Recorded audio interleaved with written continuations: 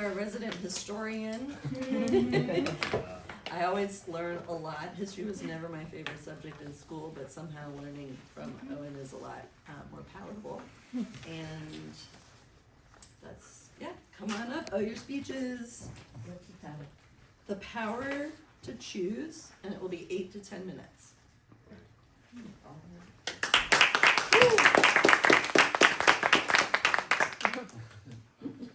I haven't been up here in a while, so I'm a little shaky.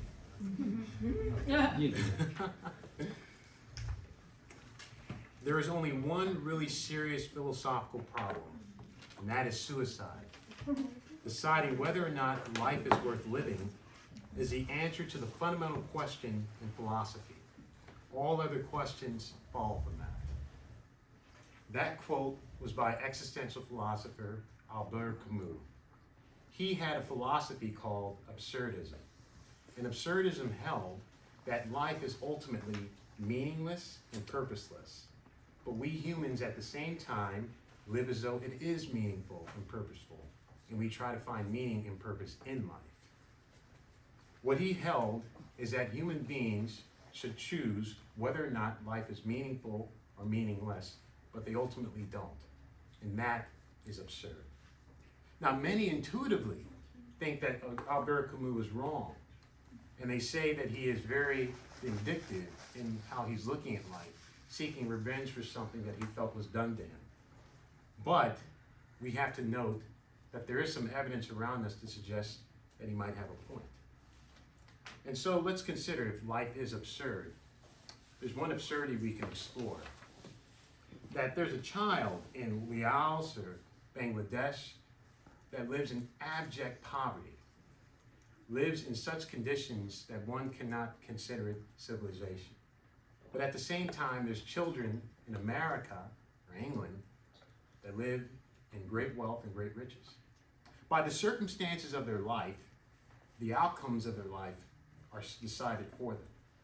A child can live in Bangladesh, drop out of school by the time they're 10 years old, have to live in a particular area where there's very little food, very little future. They have to go to China or maybe Japan to work menial jobs that don't pay very well. And they have a higher chance of dying early.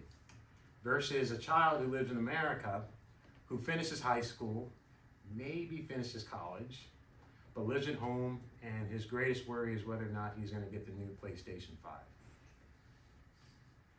Or the child who wants to go to school from Bangladesh, wants the money, but doesn't have the sustenance because he doesn't have the energy to go to class because he can only live on rice, noodles, beans, doesn't have protein, doesn't have meat, suffers from anemia, suffers from worms in his stomach, and then he has to suffer from an early death.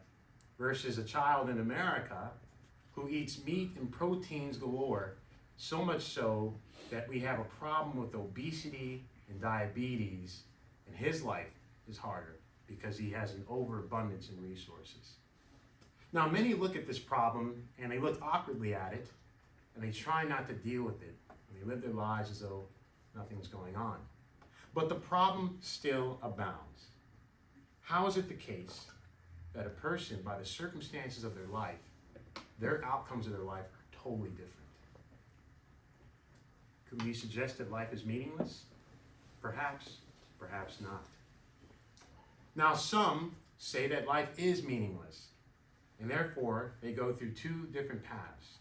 Either they die early, or they become a tyrant and make other people's lives considerably harder. For the first path, we can see one gentleman who did such a thing. He's a very popular artist. His name is Tupac. He was a rapper, a very prolific rapper. And he saw around him when he was growing up the apathy in society, societal indifference, poverty, discrimination, racism that he went through was not really given any sort of thought to the larger society that had a great amount of resources. And he said in an interview about his disagreement with such a notion that life is meaningful, this quote with an interview he did with Edward Gordon. All I ever wanted to do was to go to college. I went to school all the way and was ready to go to college. The only thing that stopped me was money. The time that all the kids were in school and applying to college, I didn't have lights and electricity, and that wasn't my mother's fault. And so I am not thugging for me, I'm thugging for my family. I pay all the bills in my family. I pay all the bills. I make sure my family gets fed, wrong or right. I do, and I can't stop. Tupac saw that the indifference around him showed to him that no one cared about him. No one cared about his future. And so he had to do what he had to do to make it, wrong or right. Because ultimately, in his mind, life is meaningless. And so he led a reckless life that led to his early death. And so we see the example of Tupac set, that when you consider life meaningless, you end up like him. Another is being a tyrant. Jack London wrote a great novel called The Sea Wolf. And in that novel, the antagonist, his name is Wolf Larsen. He is the captain of the ship, but he's a tyrant. He's a dictator. But he was a very peculiar man. The man read Shakespeare, Chaucer, Milton. He can quote them verbatim. He read science and art. He was a very educated man. But at the same time, he disagreed with the poets and the authors. Because all about him, he saw that life was contradictory from the things that he read. He saw that life was mean, brutal, vicious, unfair. And from that, he concluded that the authors were wrong and that life indeed was meaningless. He compared himself to his brother, named Death Larsen, who didn't read at all. He was a brute of a man, an absolute animal, who killed indiscriminately and for fun. Unfortunately, he said that his brother had life right and the authors had it wrong. As he said that of his brother, that he is all the happier for leaving life alone. He is too busy living than thinking about it. My mistake was in ever opening the books. Wolf Larsen had a choice, and he chose to see that life is meaningless. And by that, he became a tyrant, and he became insufferable, and he made everyone else's life in that ship considerably harder. And so we see the conclusion that one gains from deeming life to be meaningless is either death or destruction. But we have to ask ourselves one question. Is that really what life is all about? I don't think so.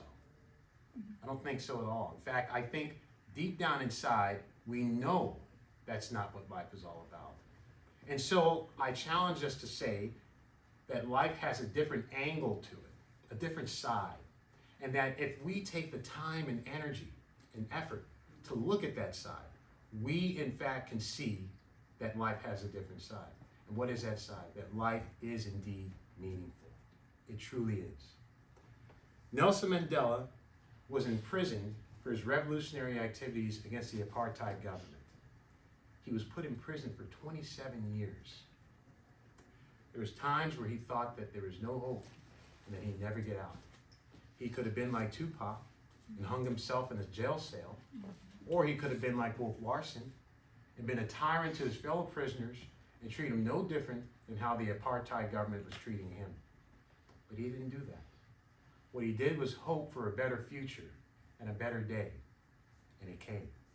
Because soon, the apartheid government decided to release him because they realized that the apartheid regime was wrong.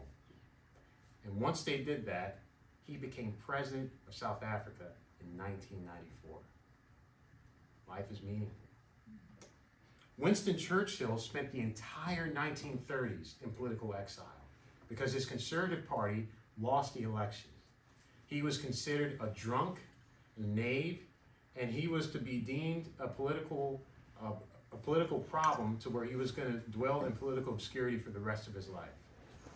He could have been like Tupac and drunk himself to death and never be heard from again. He could have been like Wolf Larsen and try to take the government by his own reins, by his own power, and become a dictator over Great Britain. But he didn't do that. He had hope that things would change, and it did. Winston Churchill resigned in disgrace in 1939 after his appeasement policy with Hitler blew up in his face when Hitler invaded Poland. Lord Halifax, who was to take his position, did not want to take his position because he deemed himself to be ill-equipped to take the role. And so Churchill became Prime Minister in 1940. And he became the most consequential leader of the 20th century because without his obstinance, his stubbornness, his courage, his bravery, the British would not have fought Hitler, and they would have surrendered to Hitler, and Hitler arguably would have won World War II. Life is meaningful. Life is difficult, life is hard, but the task to make it easier resides in our hands. If we see human suffering, it is our duty, it is our obligation, it is our moral obligation to do something about it. If someone has cancer, it is our duty to find a cure to cancer. If someone is suffering from poverty, it is our duty to make sure they no longer suffer with poverty. And though there's going to be setbacks and though there are going to be failures, we cannot give up. Just like Nelson Mandela, just like Winston Churchill. If we don't give up and we stick with it, sooner or later it will come to our side and we will see that things will go in the right direction. We must give of ourselves to make sure that we can contribute to each other's happiness. Because if we don't contribute to each other's happiness, we will ultimately destroy one another. And therefore I tell you that life's absurdity is contained in human indifference. But life's meaningfulness is contained in human empathy and human compassion. And therefore, we have the choice, we have the power to choose whether or not we deem life to be meaningful or we deem life to be not meaningful, purposeless. And I hope that we all choose well and choose with the greatest wisdom we can ever give ourselves. Thank you.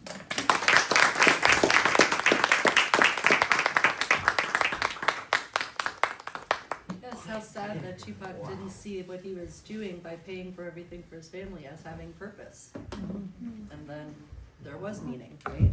He had meaning. Thank you, Owen. That was awesome and thought-provoking.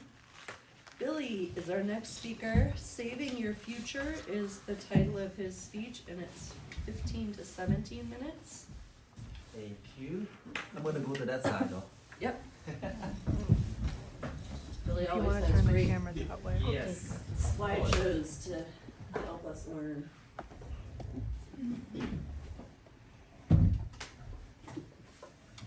I'm gonna put my 12-year experience into 15 minutes so you can take away. How does that turn on? Huh?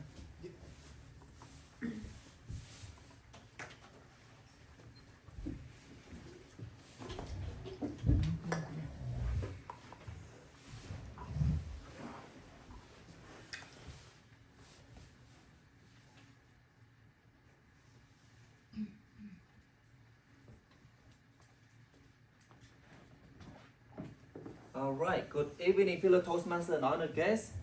My name is Billy Lim, and today I will talk about saving the future and also make sure that you can plan for your kids so the kids have money to pay for college fund, right?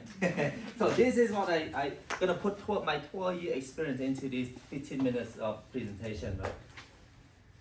Basic principle of building financial foundation is this. So what is going on right now? Facing the challenge, what challenge do you have? A lot of people need to know that. Most of them, they don't have no budgeting, no goals. They spend a lot of money. I remember when I was working for Nissan, when I got my income increased, I raised my spending. Buy stuff that I don't really need because I didn't get that financial education from my parents about saving, about investing. And the more money I make, the more I get into debt. Like my friend right now work at Nissan, making good money, but they're still in debt, piling up because they lack of financial education, right? And then they have no emergency fund. Most of the time, about more than 60% of Americans right now live paycheck to paycheck. Look at this number, right? And also they're increasing debt, not interested in their financial future. Think about it. How question I ask, hey, to plan for your vacations, right? How long do you plan for your vacation? But how long it take you to plan for your retirement? Nobody think about that. That's why I'm here to explain to you about that, right?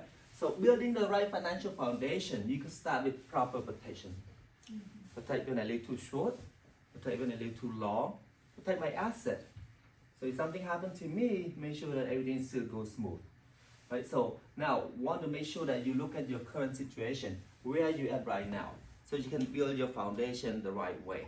If you don't know where you at, you don't know what you need to do the next step, right? So the goal is make sure that you have the protection 10 times of your income to protect your family. Let's say if something happened to me right now, you have make $100,000, $200,000, let's say $100,000 a year. I need to have about $1 million life insurance to protect my family. If something happened to me, they have the money to live on, right? And then make sure that you have $0 in debt. Eventually, you need to get rid of the debt. An emergency fund, you gotta have at least 6 months or more of your expenses, of your incomes, to prepare for emergency. Like, oh, I lose my job, my business is not growing, not making money this month, right? Business up and down like that. So what is your plan? And for investment side, our suggestion is you need to have at least 20 times of your income when you retire. If you make $100,000 a year, when you retire, you need to have at least $2 million in your retirement account to live a comfortable life. But remember, the number is 10-20, right? Without a strong foundation, your financial house won't stand. That's how it is. And that's why I get into financial industry. I was a mechanic, worked for Nissan, working for money. I didn't understand about money. Right now I learn about this. Okay, now I learn about money. Now I need to learn how to put money work for me. Now, let me talk about the S-curve concept. A lot of people don't understand this concept. Look at this. This first curve right here is, they call your liability curve. So when you're young, you have a lot of liability. What is that? You need to take care of your family because I had 3 kids. I have mortgage to pay. I have a bill to pay. So what is that I need to do to make sure that I have those taken care of? But when I'm getting older, I need to know how I take care of myself. What if I live another 20 years after I retire? Do I have enough money to pay for my living expenses, enjoy my retirement life? What plan that I have in place to make sure that my money live longer than me, right? I don't want the money live shorter than me. I want to make sure my money live longer than me, right? So how is it work? If you want to take care of your family, you use that method to find out, hey, how much insurance that I need to have proper protection for my family. People don't have a clue. Some people come to me, hey, I want to buy insurance. I say, how much you want to buy? I don't know. Because they don't know the plan. They don't know what is it they need. So basically, you need to use that 10 times of your income, annual income. Mortgage balance and education is how much insurance you need to take care of your liability curve right here. So eventually, you got to understand, hey, I want to make sure that my liability needs to go down. Because I retire, I don't want to have any debt. And at the same time, you need to make sure that your asset curve going up. That's how you get financial freedom. Most of people, middle class family, their curve parallel forever. Why is that? Because they lack of financial education. That's why our firm have the campaign that we want to provide financial education to 30 million families by 2030. Right? We educate about a couple million families right now, but we're gonna get there. Right? Now, how about the wealth formula? You know the wealth formula. In order for you to grow your wealth, you need money. Simple. But also, you need time to grow your money. Basically, you invest your money. Your money sitting, doing nothing. Just like employee that you hire, they don't do anything for you. That's why Jim Rohn said that each dollar that you earn is one of your employee. Make sure you have the position for them to work for you, so they can make money for you. You don't allow your employee to sitting around doing nothing, right?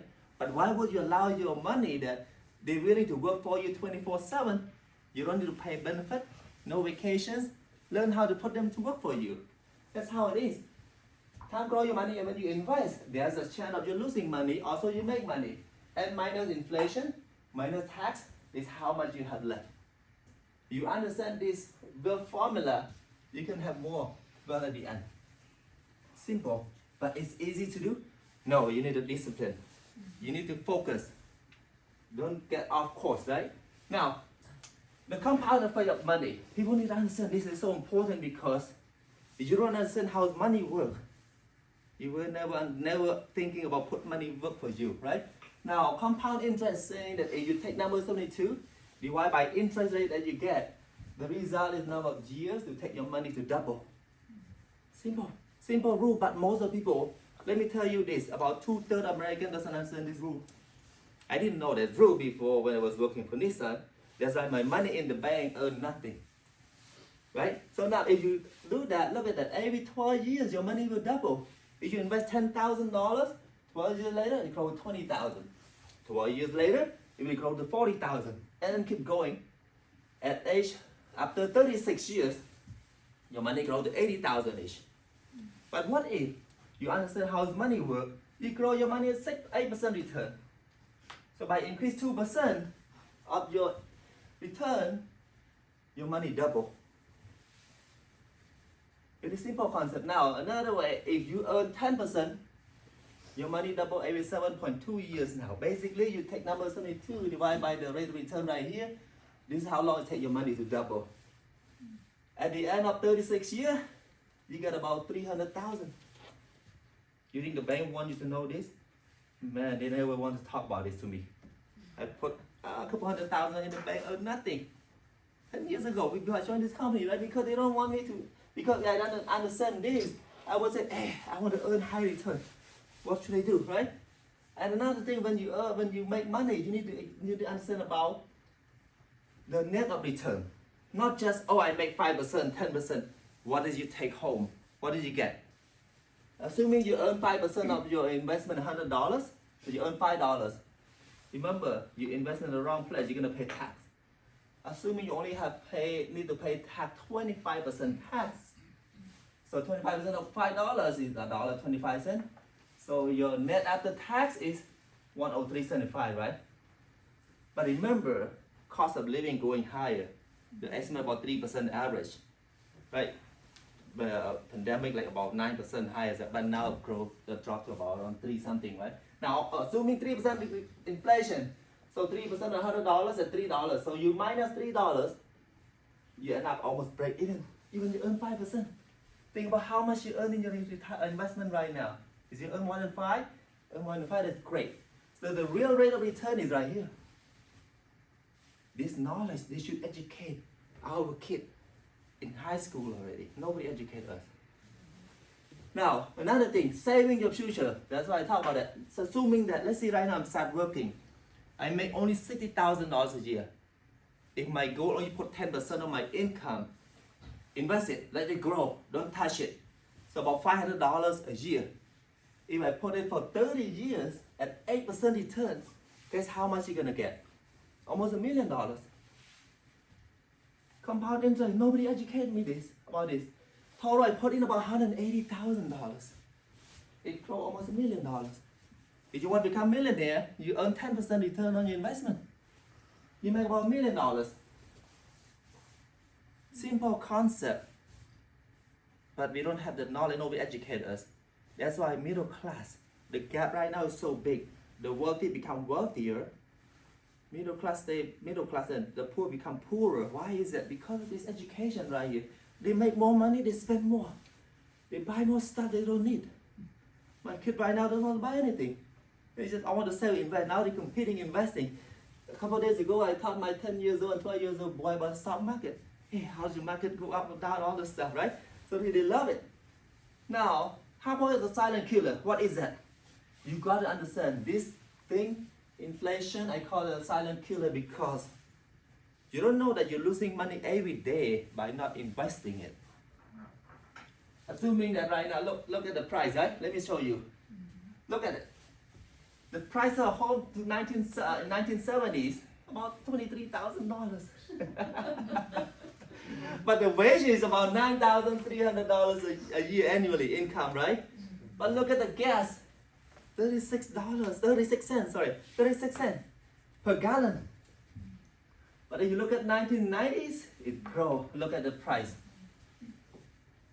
But today, this is even more than that already. Average home. My brother right now looking for the home, or Everywhere he go, not less than $1 million.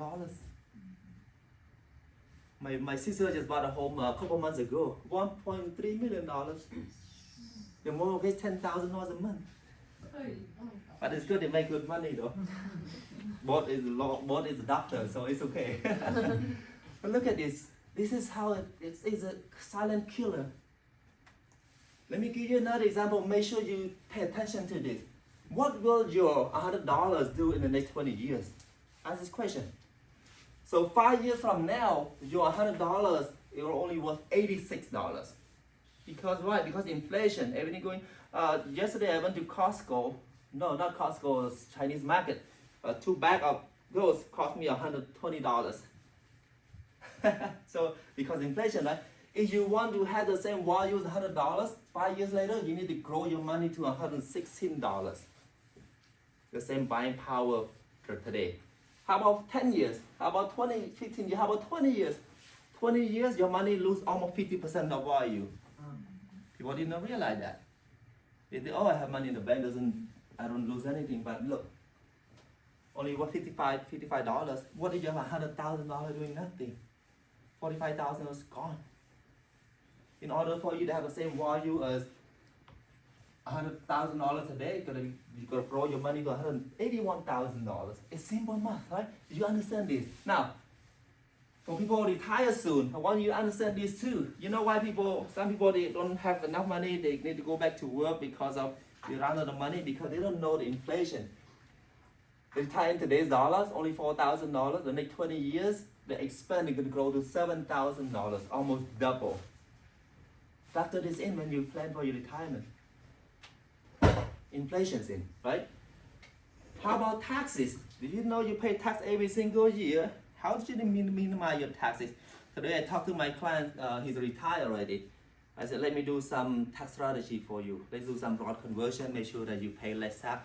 You are retired right now, your income drop. So I do tax planning for them, right? Because when you have money in here, this is when you pay tax every single year. Right, your checking, your CD, your saving, your CD, stock, mutual fund, when you invest, you earn interest, you pay taxes. How about tax later? Simple. You know tax later meaning I pay tax later. Your retirement account, 401k, 403b, IRA, SEP IRA, annuity, pension, you gotta pay tax later on. You don't need to pay tax now. You defer your tax to pay later. It's good strategy, depend on your income too. How about tax advantage? You pay tax up front. You don't need to pay tax anymore on your gain. Is it great? Yeah, because I don't need to worry about if the government increase tax later on in the future, not gonna affect me. So I don't need to pay tax anymore. All the program right here is tax advantage program. Roth IRA, maybe company offer Roth 401k, Roth 403b, college fund, municipal bond, health saving account, life insurance, long-term care benefit. All those is tax advantage. Did you know all this stuff? That's knowledge you should learn when it's in high school or college, right? Knowing the impact of your money is important to build your financial future. Because if your money haven't taxed yet, not yours yet, not your money, because the government say, hey, I want more from your retirement account, I'm gonna increase taxes, you're gonna pay a lot more. You gotta do the right planning. Now, when you manage to grow, or when you grow your money, you need to understand, you need all these 4 boxes in place. Number 1, you need to grow your money. Make sure that when you grow your money, it's earn more than inflation rate, right? 3%, maybe you earn more than 5%, to give example. Also, when you earn your money, make sure you don't lose. Manage risk and preserve your principal. And also, make sure that you get into the tax advantage planning that, hey, I don't want to pay Uncle Sam the hard-earned money that I make. So you get into the tax advantage planning. And also, when you invest, make sure you protect your income, asset, and your prepare for your long-term care, disability, and chronic illness. When saving and investing, consider these important factors. I hope you get some of the important knowledge about money, because make sure that when your kids grow up, they have money to go to college, right? So now, building your future, like building your house. Does this look good or does this not look good? How can you build a house when the brick everywhere? What we do, we provide those planning, make sure you put everything in place. Not just insurance, not just investment, not just retirement. Everything needs to be in place, just like building a house. And we do financial need analysis checkup for the clients. At the end, we set goal for them. Hey, what do you want? What's your goal next 1 year? 1 to 5 years, and long-term goal 5 to 5 years and more, right, and longer. If you have the will, we can provide the vehicle. Financial security is not a dream; it's a priority. You want to have financial security? Build it, plan it. It's not happen by itself, right? One more note: will your current situation allow you to reach your goals? Ask a question to yourself, right? Consider this. Hope you can have some knowledge and take some note. And this is the end of presentation. Thank you.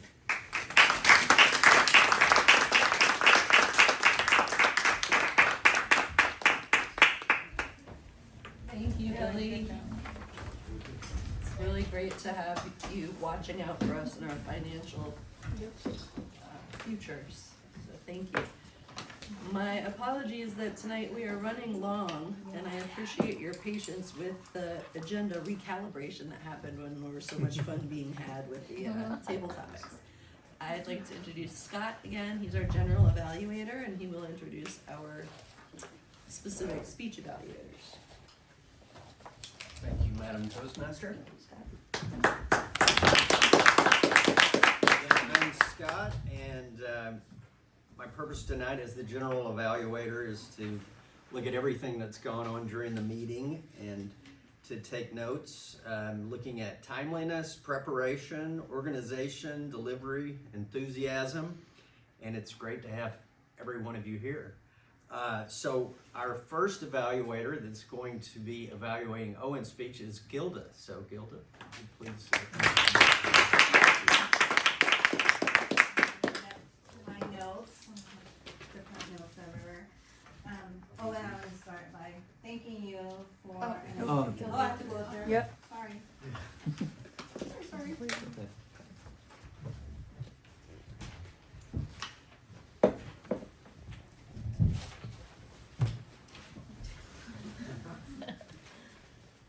Let's try to see it. Owen, I want to start by thanking you for an impressive speech. I was fully invested as you came up here. Your comfort level is over the top. Your voice, as you started speaking, I feel that your voice is soothing and welcoming. So I truly felt, I was at a college course and just totally invested in what you were saying.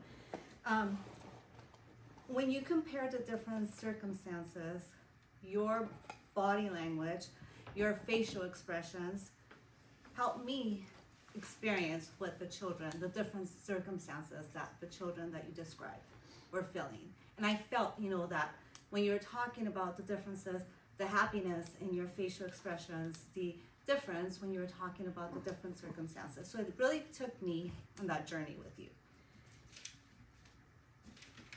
And I feel that the audience, the engagement from the audience was there throughout your entire speech. Everybody was engaged, everybody was nodding, just being there with you.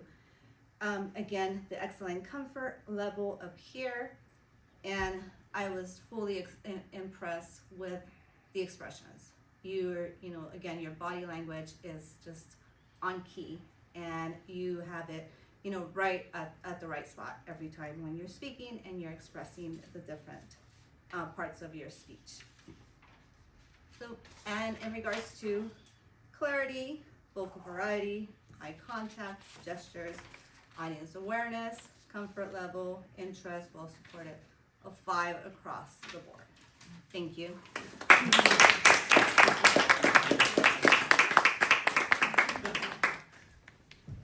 All right, and to evaluate Billy's speech, I would like to invite Sarah to come up.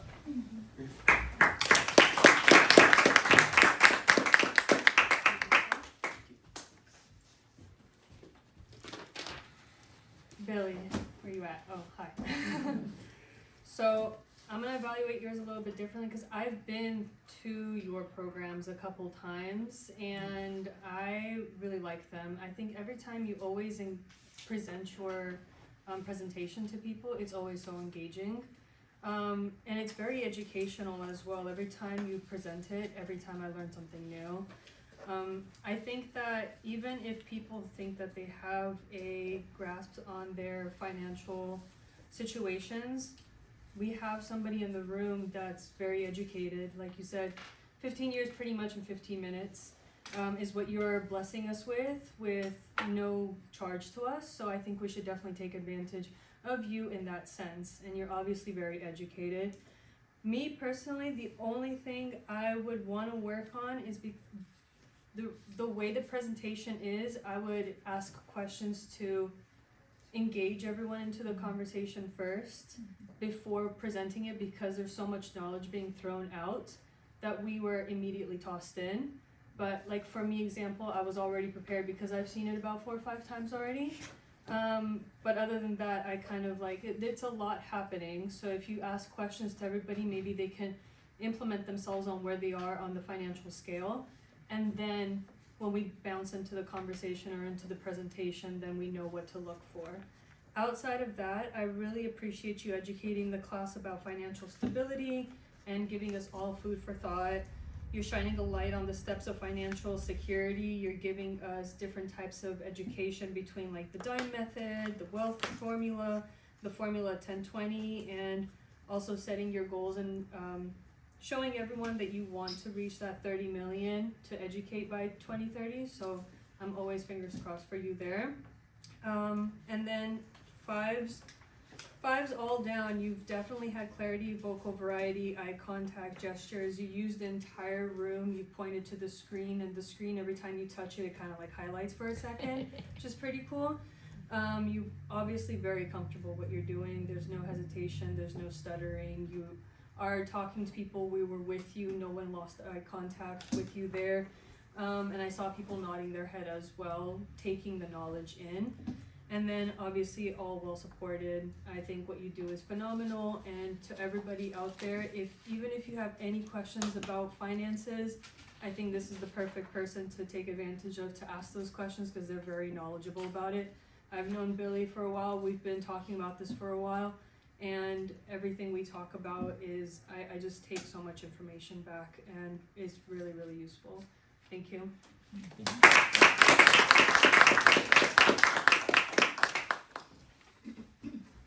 All right, I'd like to ask for the timers report from Rika. Yes. For Owen and Billy. Okay. For Owen's speech, it took speech time requirement is 8 to 10 minutes, and then actual time is 11 minutes 37 seconds. So it's over. Now qualified. Or what is his speech? What was his time? 15 to 18 minutes? 8 to 10 minutes. 8 to 10 minutes? Yeah, actually is 11. Oh, yeah, he's over. 11 37 seconds. And then Billy is requirement is 15 to 17 minutes. Actual time is 17 minutes and 19 seconds. So qualified. Yes. And then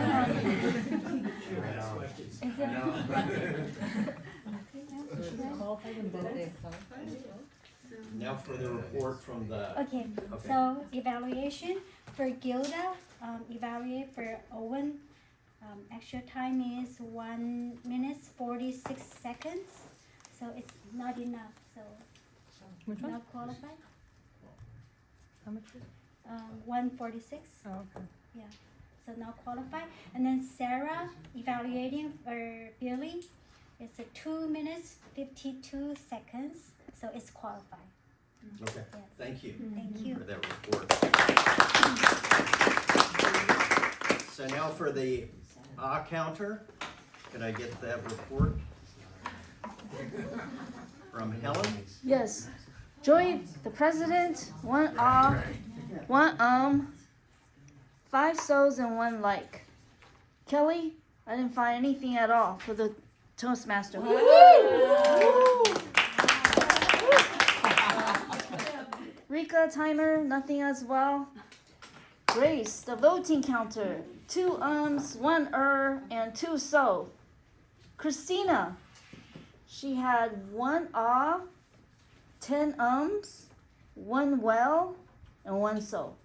John, 3 ah, 3 5 so. Brady, table topics, 3 ah, 5 2 so. Franklin Scott Small, 1 2 so. Wow. Billy, 3 so. Oh. William, 8 and 3 so. Allison, 1 1 3 5 and 2 so. Elliot, 0. Sarah, 5 and 2 so. Owen, 0. Hilda, evaluating Owen, 2 Yay! That's it. Thank you. Thank you, Helen. And now may I get the report from the grammarian, Joanne? Absolutely. The word of the day is recalibration. I think I only noted 3 people that used it. I have Joy, Elliot, and Kelly. Did I miss anyone? William. No, I definitely didn't. Oh, you did? Yeah. I was gonna make a joke about it, but then Elliot. Yeah. And I also noted just a few things I noticed during the speech. I really like the quote of the day that Joy shared, that move so far out of your comfort zone that you can't find yourself. Because you have, you can't find a way back. That's because you have a better version of yourself. You're 2.0, and you're Pro Max of yourself. Yeah. I really like that. Another one is Sarah's speech where she used a little humor about not following your parents' steps. It was such a dark joke, but we all loved it. And it shows that she's incredibly strong and brave to share the joke like that. Yes. And I really Love you, admire Sarah. her. Mhm. Very brave. That's what I have so far. Thank you. Thank you. And I know there have been timing issues tonight, but are we still voting for the 2 speakers and the, no voting? By default, Okay. timing, yeah. All right. So now I will give my general evaluator report. The room was set up on time. Guests were welcomed upon arrival. The format was a little iffy, but Joy did a great job.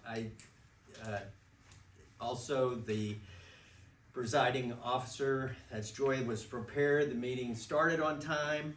Everybody was properly introduced. And then thanks to both of you for filling roles for tonight, because I know that was, that's a lot of work to get that done. Kelly, thank you so much for stepping into the Toastmaster role. Thank you.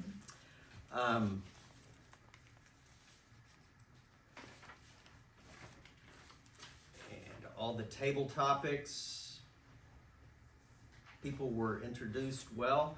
It went over, so we were about 20 minutes over when we took our break, but we were able to incorporate all the guests, and that was great.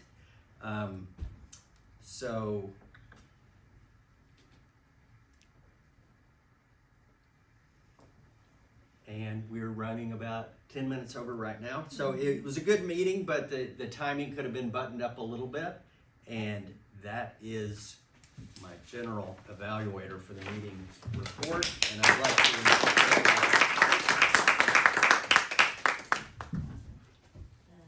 Thank you, Grace. Thank you, Scott, for that. And so, the envelope. What about, did we vote on the evaluator? Didn't we do that? We did that already. We did. Oh, Yeah.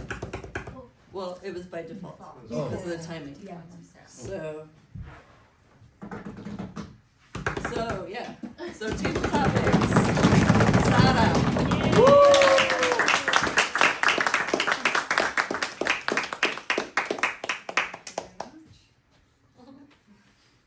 Did you do a picture? Cheese. Okay. I'll awesome. I never know where to go. And for speech, Billy. Mhm.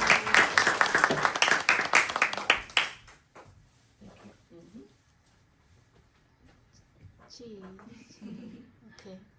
Thank you. And for best evaluator, Sada. Yay. Double.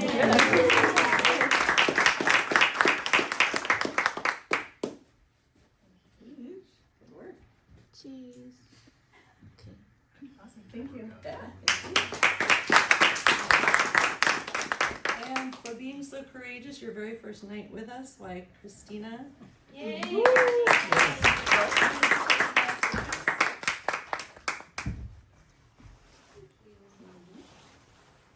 That's my bad, sorry. Oh, 1, Do 2, you have a 3. picture? Okay, got it. Awesome, thank you.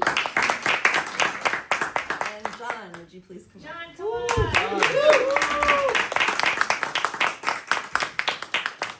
We're gonna make this Quinter a public speaker. Yes, that's right. Thank you for coming back. We hope to see you again. Cheese. Upside down? Okay. Upside down. It's upside down. Oh, yeah. One more time. Cheese. Okay.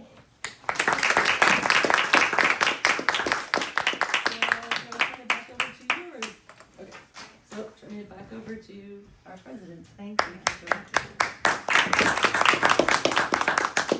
All right, thank you for your patience. We went just a little bit over, and that was on me because it was the first of the year, and I wanted to hear a little bit more about what people wanted. So, thank you.